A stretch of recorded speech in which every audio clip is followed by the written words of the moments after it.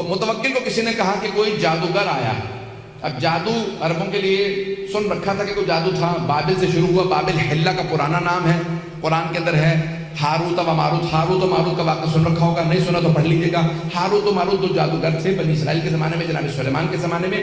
بے بابل ہاروت و, قرآن کے اندر آئے تھے کہ بابل, حلہ کا پرانا نام بابل, نجف سے 70 کلومیٹر کے فاصلے پہ ہے حلہ شہر, اس کا پرانا نام ہے بابل. قرآن میں بھی لفظ آیا, کہتے ہیں دنیا کی سب سے قدیمی تمدن کا نام, سویلائزیشن کا نام بابل, جہاں نمرود تھا, جہاں جناب ابراہیم علیہ السلام کو نار نمرود میں ڈالا گیا. ذہن میں آ گیا؟ تو اب یہ جادو پرانا تھا, لیکن ایک مرتبہ کوئی بنگال کا یا کہیں ہندوستان کا اس زمانے میں کوئی جادوگر اس کے پاس آیا. اس نے اس کی آزمائش کی, امتحان لیا, دیکھا ہاں واقعی جادوگر ہے. کہا فوراً جاؤ جا کے علی بن محمد کو بلا لاؤ, یعنی امام علی نبی علیہ السلام. کہا جاؤ جا کے علی بن محمد کو بلا لاؤ. ذرا جادوگر سے کہا جب یہ آ جائے نا تو تھوڑا اپنا جادو دکھانا, پتہ چلے انہیں بھی کہ ہمارے پاس جادوگر بھی ہیں. واقعہ ذہنوں میں مجھ صرف اشارہ کرنا ہے. ایک مرتبہ کہا جاؤ جا کے بلا لاؤ علی بن محمد کو. اب وہ جو بیچارہ بلانے گیا وہ سوچ رہا تھا پتہ نہیں کوئی بے بس سا امام ہوگا. امام ہو ہی نہیں سکتا بے بس, اور جو بے بس ہو وہ امام نہیں ہوتا. جس کا بس نہ چلے وہ کیسا امام؟ امام بے کس ہو سکتا ہے, بے بس نہیں ہو سکتا. ایک مرتبہ وہ چلا, سارے درباریوں سے متوکل نے کہا کہ خبردار کوئی ان کے احترام میں کھڑا نہ ہو, کوئی تعظیم نہ کرے. 400-600 افراد, دربار پورا بھرا ہوا تھا, قلعہ موجود ہے, بہت بڑا قلعہ تھا, سب بیٹھے. ایک مرتبہ وہ آدمی شہر میں آیا اور شہر کی ایک گوشے میں, ایک کونے میں ایک گھر تھا. کہا یہ علی بن محمد کا گھر. دروازے پہ دستک دی, کسی خادم نے دروازہ کھولا. کہا کس سے ملنا ہے؟ کہا علی بن محمد سے کام ہے. کہا آؤ لے چلوں. کہا سامنے صحن میں دیکھ رہے وہ جو قبر کے اندر عبادت کر رہے ہیں, رات کے وقت قبر میں عبادت کر رہے ہیں, کہ وہی علی بن محمد ہے. سنیں گے نا حضرات, کہ وہ جو قبر میں عبادت کر رہے ہیں وہ علی بن محمد ہے. اس نے کہا ہم تو دن میں قبر کے پاس نہیں جاتے, یہ رات میں قبر میں عبادت کرتے ہیں. ایک مرتبہ آگے بڑھا, آنے کے بعد امام سے آواز ہے کہ پوچھا انت علی بن محمد, کیا آپ علی بن محمد ہے؟ امام نے کہا میرا ہی نام ہادی ہے. ایک مرتبہ کہا آپ کو متوکل نے دربار میں بلایا, اب میں اپنے انداز سے پیش کروں گا, امام کیسے چلے ہوں گے. اس نے ایک مرتبہ امام سے کہا آئیے میرے ساتھ چلے. امام نے فوراً قبر سے قدم باہر نکالا, ابا قبا پہن رکھی تھی, ولایت کی قبا اوڑھ رکھی ہوگی, امامت کی ابا لے رکھی ہوگی, سر پہ عصمت کا تاج ہوگا, ہاتھ میں تولا کی تسبیح ہوگی, تبرہ کا ڈنڈا ہوگا. اب امام علیہ السلام چلنے لگے. اس نے کہا میں آپ کو راستہ دکھاؤں. امام نے کہا ہادی تیرا نام ہے یا میرا نام؟ جیسے ایک مرتبہ امام علیہ السلام نے کہا نا ہادی تیرا نام ہے, اس نے کہا ہادی تو آپ ہیں. امام نے کہا پھر میں راستہ جانتا ہوں. پتہ نہیں لوگ ہیں یا نہیں. ایک مرتبہ امام نے فرمایا کہا میں پھر راستہ جانتا ہوں, دکھانے کی ضرورت نہیں. جو دنیا کو راستے دکھانے آیا ہو وہ ہادی ہوتا ہے, اور جو خود راستے سیکھنے کا محتاج ہو وہ ہادی نہیں ہوتا. امام ایک مرتبہ چلے اور اپنے ہی انداز سے چلتے ہوئے دربار پہنچے. جیسے ہی دربار متوکل کے آئے تو متوکل نے کہا تھا سب سے کوئی احتراماً کھڑا نہ ہو. جیسے امام پہنچے آندھی سی چلنے لگی, خود بخود قلعے کا دروازہ کھلنے لگا, پردہ سر پہ سایہ کرنے لگا, اور سارے درباری خود بخود تعظیم میں کھڑے ہو گئے. خود متوکل اپنے تخت پہ کھڑا ہو کے کہہ رہا تھا فرزند رسول تشریف لائیے, یہ آپ ہی کا حق ہے. میرے تو وڈیرے بھی کہہ گئے اگر آپ نہ ہوتے تو ہم ہلاک ہو جاتے.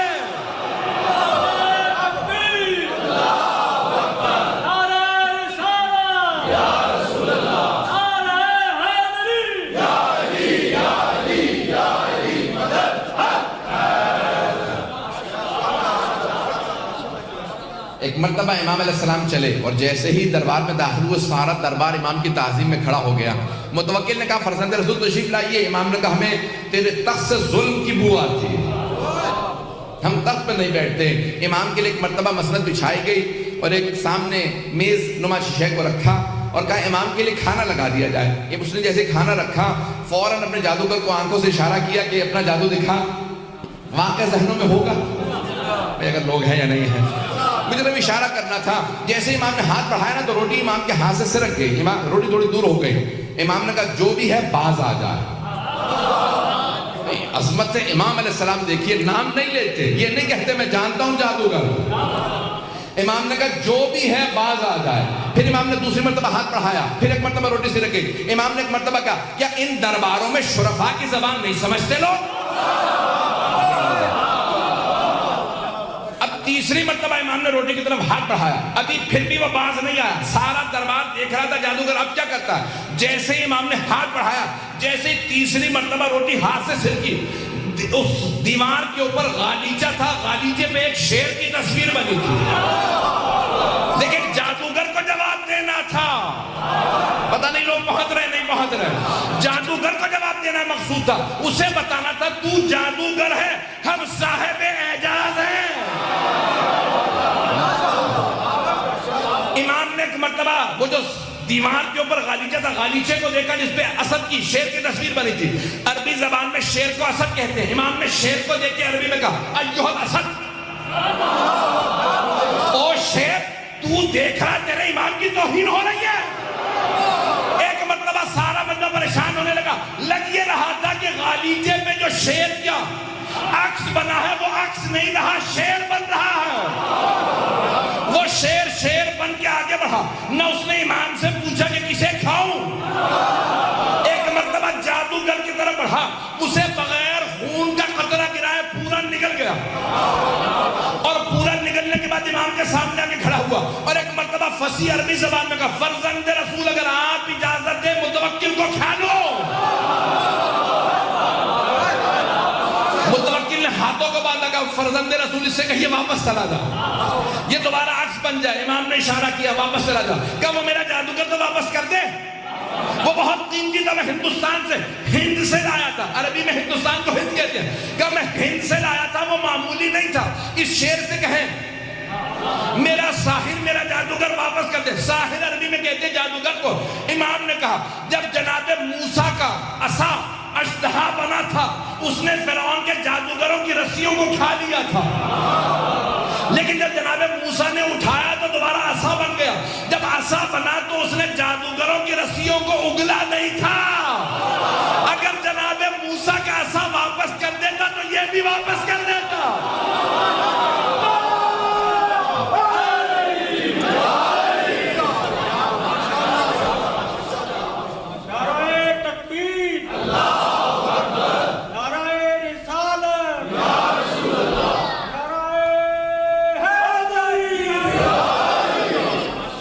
جو فرمائے گا کہ قرآن میں لکھا ولن تجد فی سنت اللہ تبدیلا, تم اللہ کی روش میں کبھی تبدیلی نہیں پاؤ گے. جب وہ عصائے موسیٰ اژدہا نہیں لوٹاتا, سانپوں کو نہیں لوٹاتا, تو یہ بھی پلٹ جائے گا. عزیزان گرامی, واقعہ مکمل کر دوں؟ واقعہ بہت طولانی مکمل نہیں کر سکوں گا, لیکن جتنا پیش کر رہا ہوں اس کو سن لیجئے گا.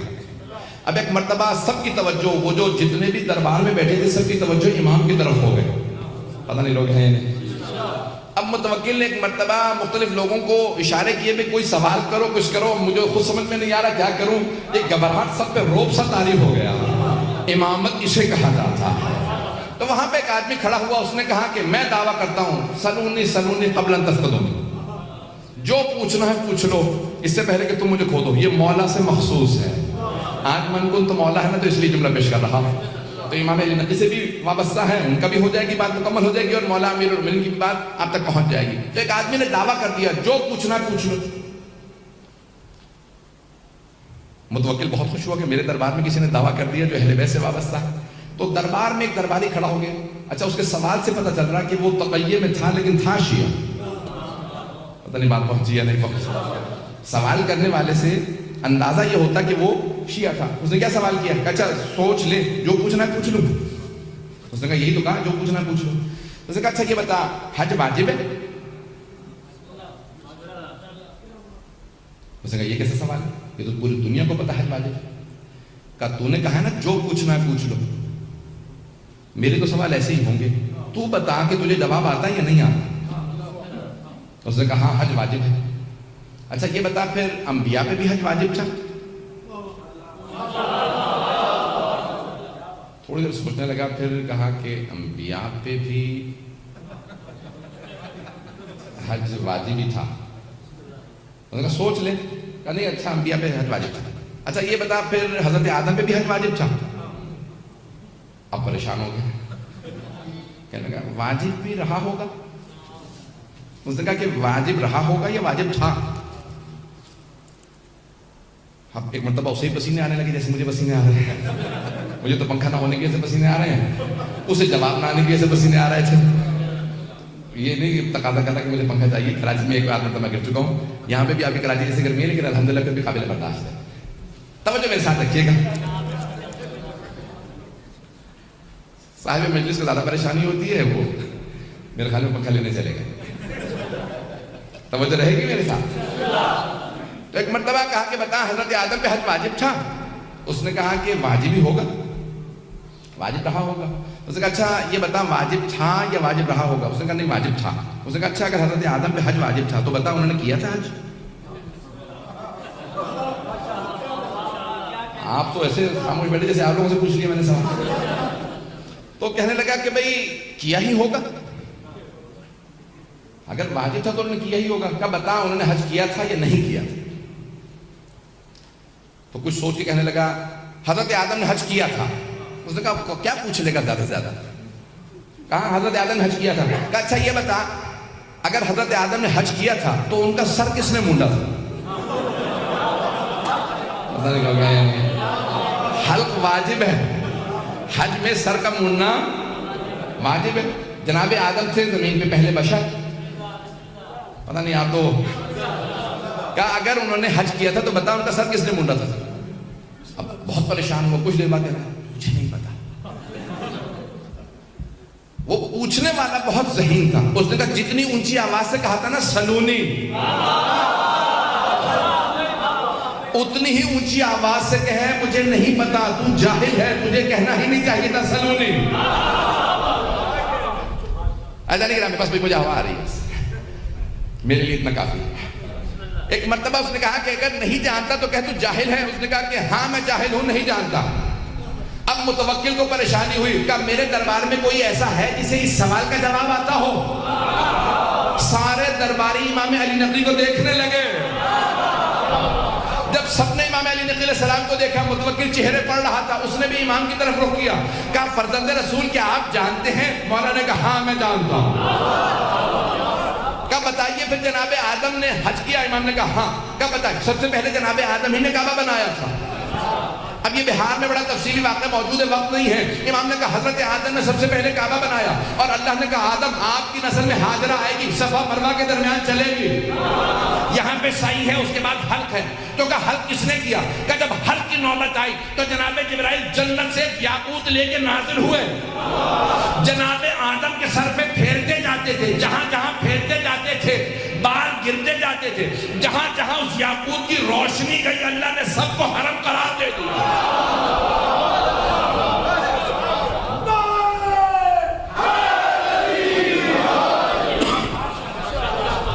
امام نے سب کو حرم قرار دیا. ایک مرتبہ متوکل نے کہا فرزند رسول آپ کہیے سلونی. امام نے کہا کیونکہ میرے جد علی ابن ابی طالب نے کہا تھا اس لیے میں نہیں کہا، لیکن میں ان کے علم کا وارث ہوں، جو پوچھنا ہو پوچھ لو. عزیزان گرامی وہاں پہ سوال ہوئے، بس بھئی میں نے کہا وقت نہیں ہے، میں انشاءاللہ اگلے مرحلے میں جا رہا ہوں. تو ایک مرتبہ کسی نے سوال کیا بتائیے فرزند رسول یہ فجر کی نماز واجب کیوں ہے؟ فجر کی نماز واجب کیوں ہے؟ کہ جب اللہ نے جناب آدم کو زمین پہ بھیجا تو رات کا وقت تھا.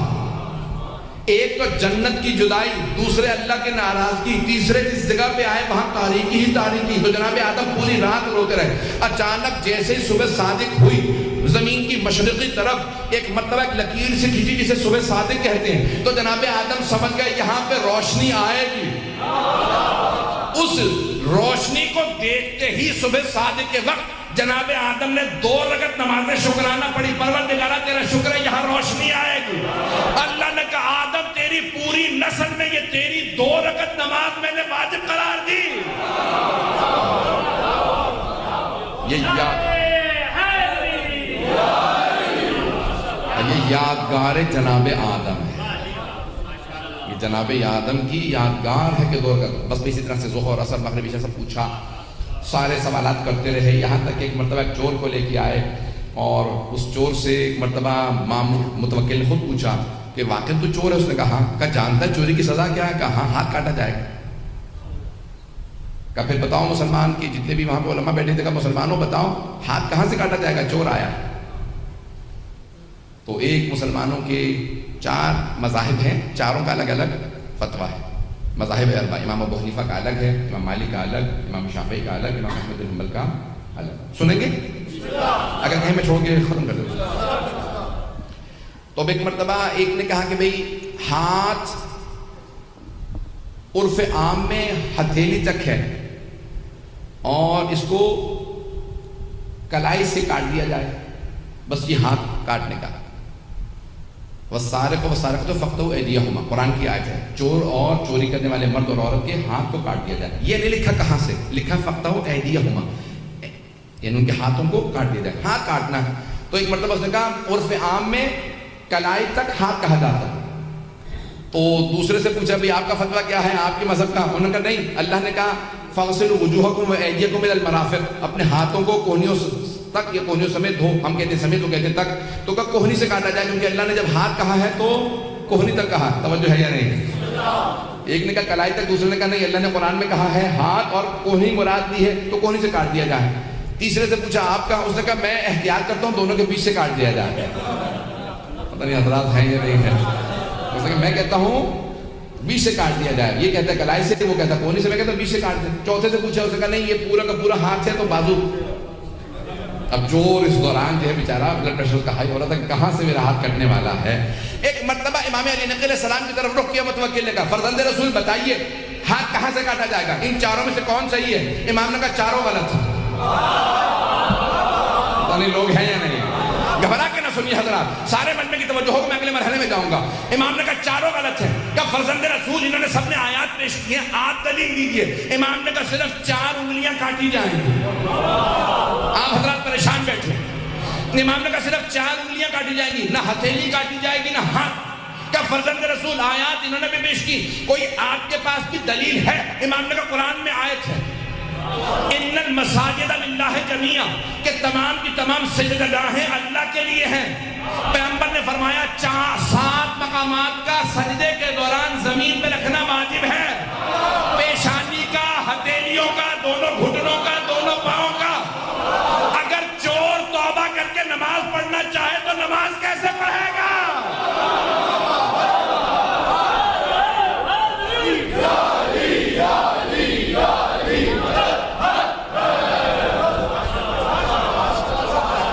چور توبہ کر لے تو ہاتھ نماز کیسے پڑھے گا اگر ہاتھ کٹا ہوا ہوگا؟